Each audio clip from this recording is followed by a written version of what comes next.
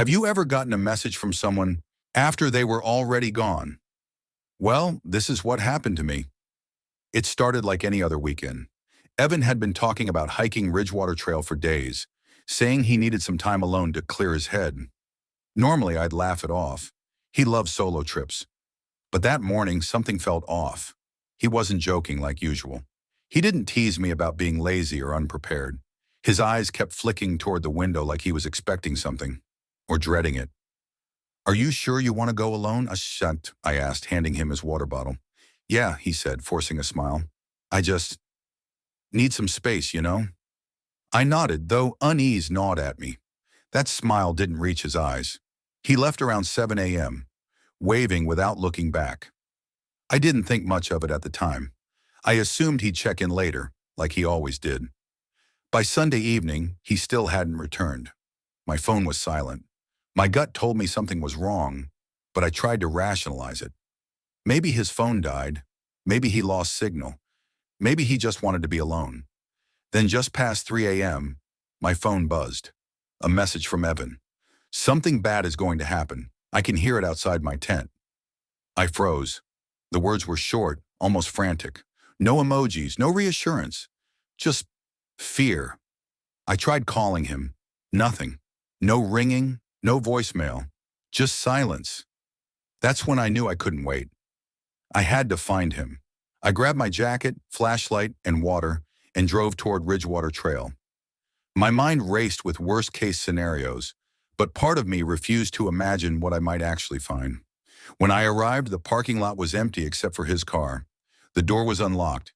His water bottle still sat in the cup holder. The familiar beanie he never left behind was crumpled on the passenger seat. I stepped closer. The window had streaks across the glass, long, uneven lines that weren't there before. My stomach dropped. I grabbed his flashlight from the car, checked the trailhead map, and started walking. Every step felt heavier than it should. The forest seemed darker, the silence deeper. Birds weren't singing. Even the wind felt stopped. I followed the faint line of the trail, crunching leaves under my boots. The deeper I went, the stranger it felt. Trees twisted oddly, casting shadows that stretched impossibly long.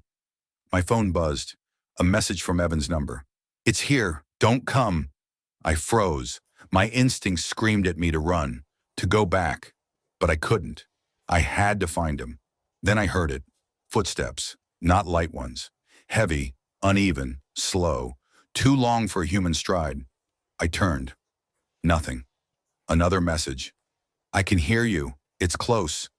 My chest tightened. I kept moving, trying to ignore the whispers brushing past my ears, the shadows moving just out of sight. Eventually, I reached a clearing. His campfire was still smoldering. His tent was torn, not like it had been cut, more like it had been peeled open violently. Inside lay his journal, open to a page scribbled in a panicked hand. "It knows my name now." I shivered. The hairs on my arms stood up. Something watched me. I could feel it in the air, pressing at my mind. Another crack of a branch. I spun. A figure moved between the trees.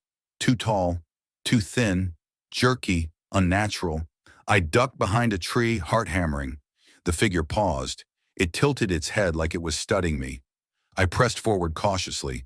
Then I saw him, or what looked like him, standing in the shadows.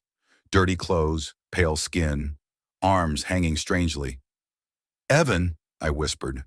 His head snapped up. The eyes weren't his.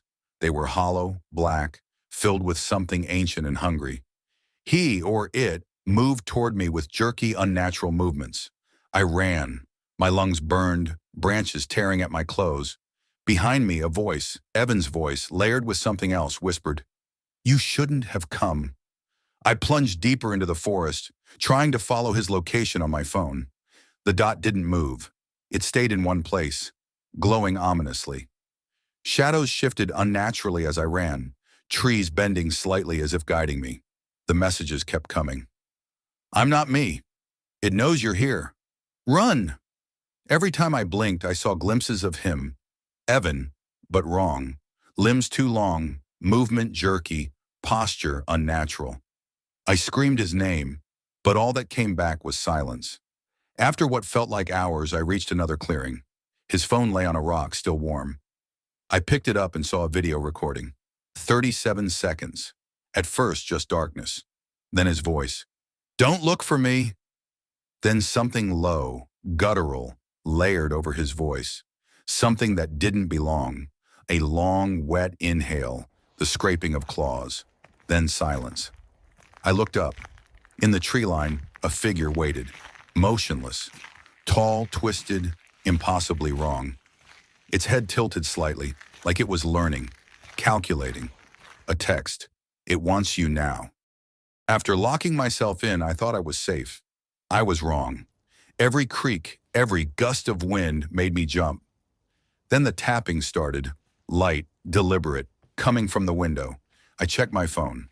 A new message from an unknown number, Evan's number, but not quite him. "He's closer than you think." I froze. Something about the text felt alive. The letters seemed to twitch on the screen. Then I saw it, a shadow at the edge of the window, elongated, jerky, and unmistakably humanoid. I couldn't tell if it was Evan or something wearing him. I moved cautiously through my house, flashlight shaking.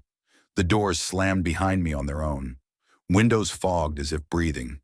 Mirrors reflected glimpses of someone tall, thin, moving unnaturally. I heard Evan's voice whispering from the living room. "Help me. It's not me." I ran toward it, but the figure vanished. The whispers persisted, twisting into a voice that sounded half Evan, half something else. The entity was testing me, learning my fear. I realized it wasn't just outside anymore. It was inside. It could mimic him perfectly, and I could no longer trust my eyes. My phone buzzed again, this time a video message. My hands trembled as I tapped to open it. The video showed Evan, or what looked like him, trapped in the forest, eyes wide with terror. Then distorted, inhuman noises overlaid his voice. "You can't escape. It's already inside." A sudden heavy knock came from behind me. Slowly, impossibly, the window creaked open. The air turned cold. Shadows stretched unnaturally across the walls, forming long, inhuman arms reaching toward me. The last message on my phone. "He's waiting with me. It's your turn now." I never saw Evan again. The phone kept buzzing intermittently for days, each message more distorted and terrifying than the last.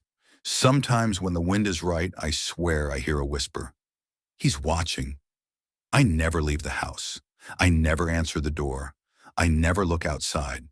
But I know somewhere, in the forest or maybe in the shadows of my own home, Evan is still there, trapped inside the entity, and it's learning, waiting, preparing.